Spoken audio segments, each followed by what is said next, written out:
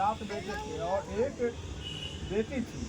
सातों भाई एवं बहन एक ही साथ बैठकर भोजन करते थे। एक दिन कार्तिक की चौथ का व्रत आया तो भाई बोला कि बहन आओ भोजन करें। बहन बोली कि आज करवा चौथ का व्रत है, चांद उगने पर ही खाऊंगी। तब भाइयों ने सोचा कि चांद उगने तक बहन भूखी रहेगी, तो एक भाई ने दिया जलाया, दूसरे भाई ने छलनी लेकर के उसे ढका और नकली चांद दिखाकर बहन से कहने लगे कि चल चांद उग आया है, अर्घ दे ले।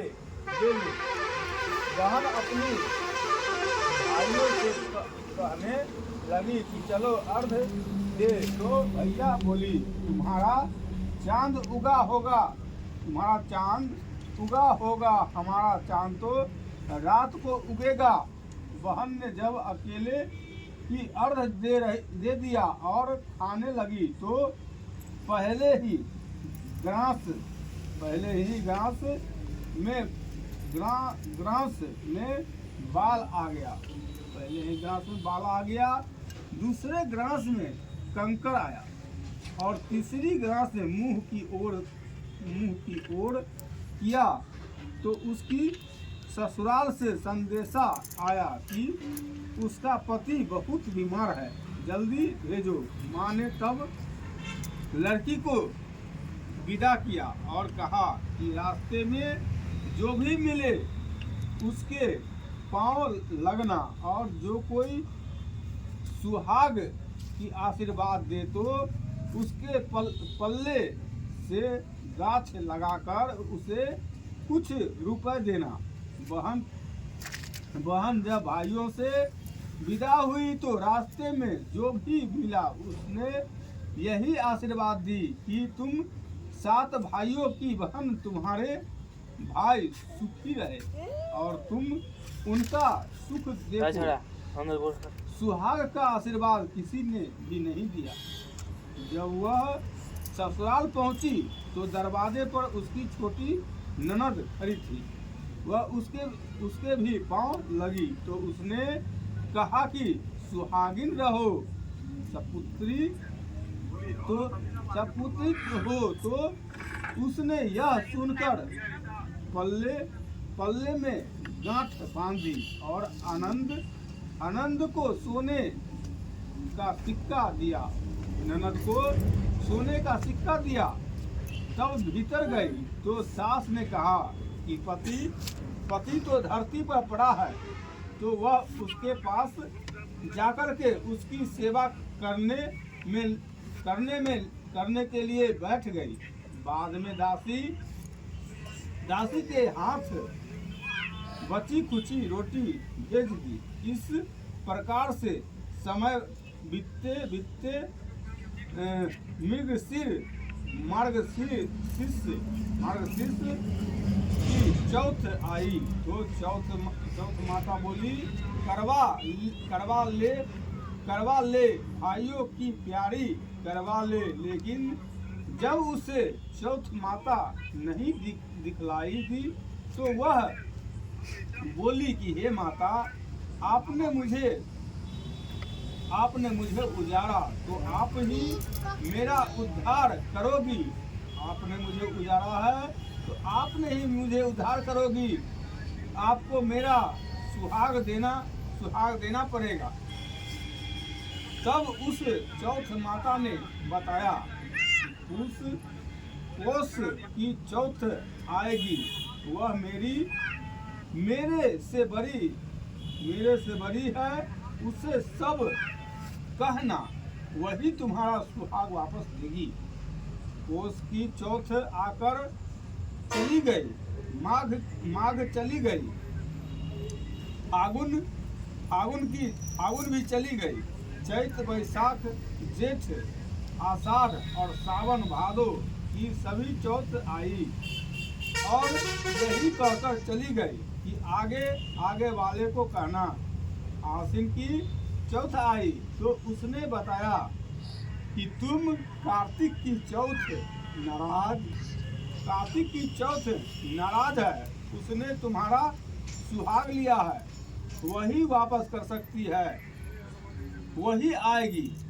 तो पाँव पकड़कर विनती करना, यह बताकर वह भी चली गई।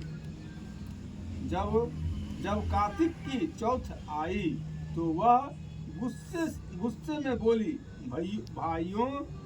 भाइयों की प्यारी करवा ले, दिन में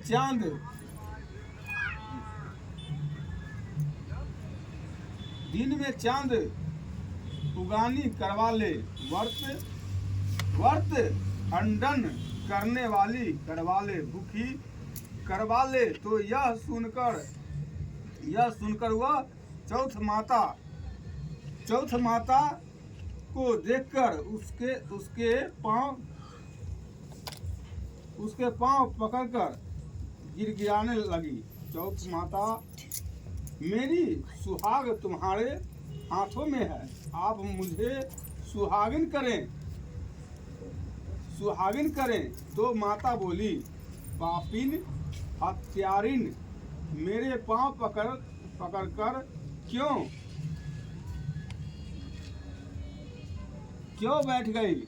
तब वह बोली कि जो मुझसे भूल हुई क्षमा कर दो, अब भूल नहीं करूंगी।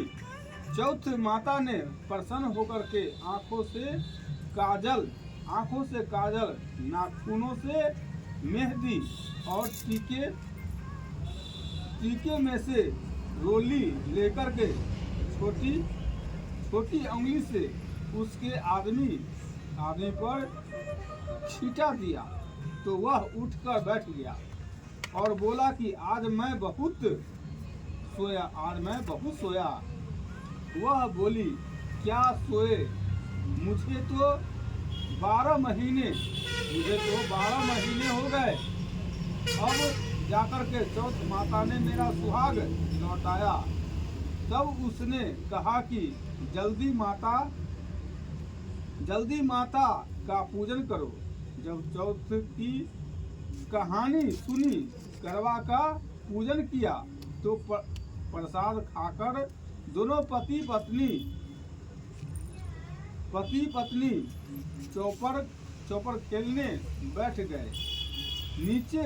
नीचे से दासी आई, उन दोनों पर चौपर पासे से खेलते देखा। तो उसने सासू जी को जाकर बताया। तो जब सासू से जाकर बताया, तब से सारे गांव में यह बात प्रसिद्ध हो गई। कि स्त्रियां चौथ का व्रत करें तो सुहाग अटल रहेगा। इस तरह से साहूकार की बेटी का सुहाग दिया। उसी तरह से चौथ माता सबको सुहागिन रखे। यही करवा चौथ का उपवास की सनातन महिमा है।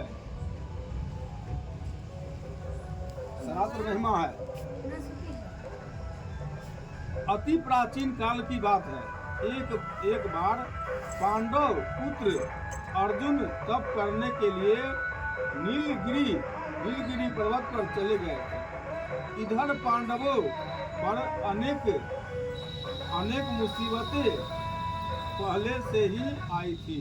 इसके द्रौपदी ने शोक विहीन होकर श्री कृष्ण की आराधना की। श्री कृष्ण उपस्थित हुए और पूछा, कहो क्या कष्ट है तुम्हें।